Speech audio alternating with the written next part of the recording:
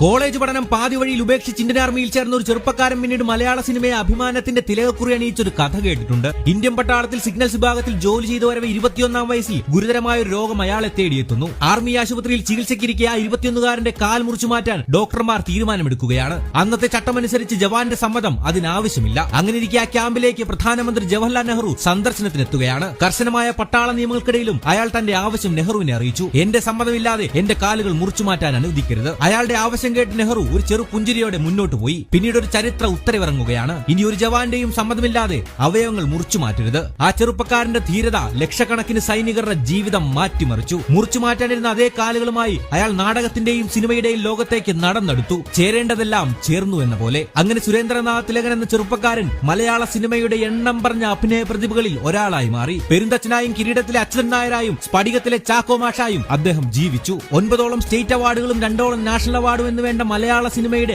അഭിനയ സാമ്രാട്ടായി തിലകൻ എന്ന നടൻ മാറി. പറഞ്ഞു വന്നത് തിലകന്റെ കഥയാണ്. ധൈര്യത്തിന്റെയും പ്രതിഭയുടെയും അചഞ്ചലമായ വിശ്വാസത്തിന്റെയും കഥയാണ്.